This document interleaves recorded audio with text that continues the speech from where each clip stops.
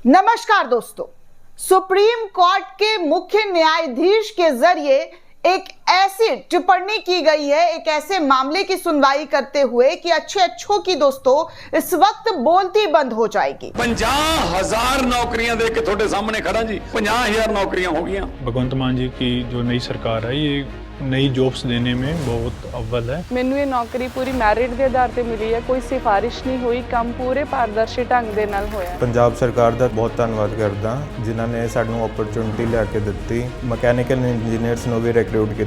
अब तक 50,000 से अधिक सरकारी नौकरियां युवाओं को प्रदान की जा चुकी हैं। ये है नया पंजाब, ये है रंगला पंजाब।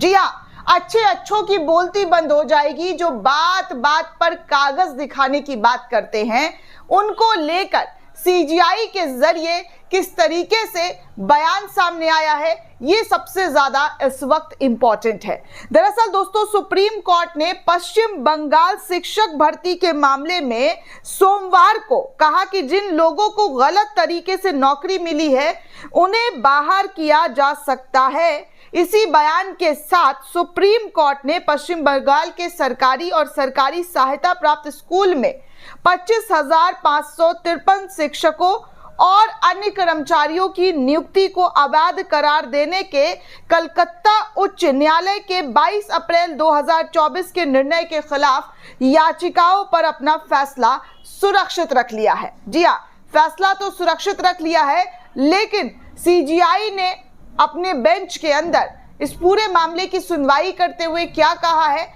ये सबसे ज्यादा इंपॉर्टेंट है। दोस्तों देश के मुख्य न्यायाधीश संजीव खन्ना और जस्टिस संजय कुमार की पीठ ने कहा है दलीलें सुनी जा चुकी है, फैसला सुरक्षित रखा जा चुका है।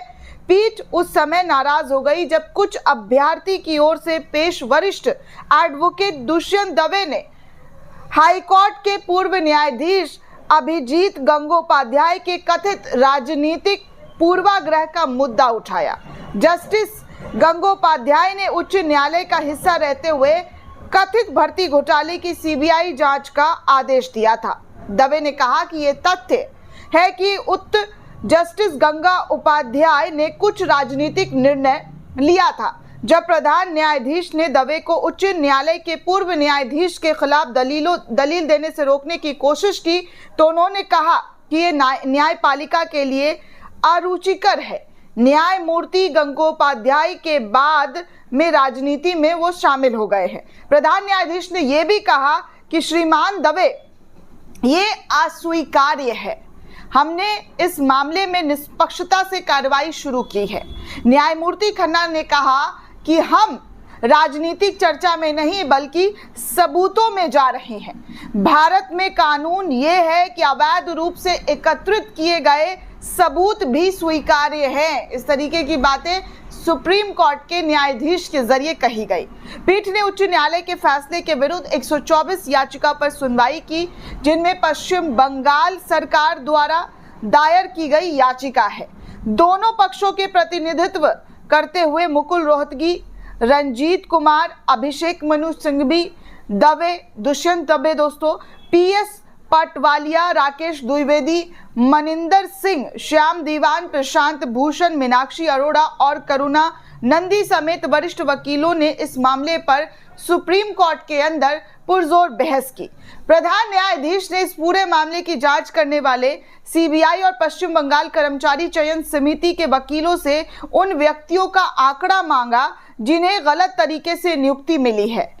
कलकत्ता उच्च न्यायालय के आदेश पर सीबीआई ने इस पूरे मामले की जांच की और अपने हाथों में इस पूरी प्रक्रिया को ले ली थी। उच्च न्यायालय ने ओएमआर शीट में छेड़छाड़ और रैंक जिपिंग जैसी अनियमितताओं का हवाला देते हुए पश्चिम बंगाल के सरकारी और सरकारी सहायता प्राप्त स्कूलों में 25,753 शिक्षकों और गैर शिक्षण कर्मचारियों की नियुक्तियों को अमान्य करार दिया था। पिछले साल 7 मई को शीर्ष अदालत ने राज्य के स्कूल सेवा आयोग द्वारा की गई नियुक्ति और उच्च न्यायालय के आदेश पर रोक लगा दी थी। हालांकि सुप्रीम कोर्ट ने सीबीआई को मामले में अपनी जांच जारी रखने की भी अनुमति दी थी। दोस्तों, ये मामला पश्चिम बंगाल एसएससी द्वारा आयोजित 2016 की भर्ती प्रक्रिया में कथित अनियमितताओं पर आधारित मामला है, जिसमें 24,640 पदों के लिए 23 लाख अभ्यर्थी उपस्थित हुए थे और कुल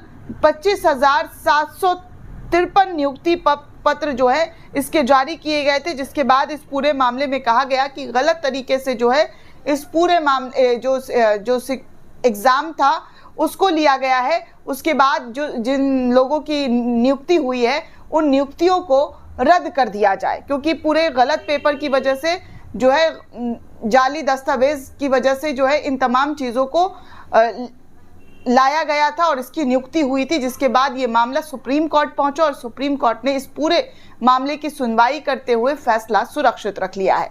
दोस्तों, इस पूरे रिपोर्ट को लेकर आप क्या सोचते हैं, आपकी क्या प्रतिक्रिया, हमें कमेंट करके जरूर बताइएगा। साथ ही साथ अगर आपने अब तक चैनल को सब्सक्राइब नहीं किया तो जल्दी से चैनल को सब्सक्राइब कीजिए ताकि हर अपडेट, हर जानकारी दोस्तों आपको मिल सके। धन्यवाद।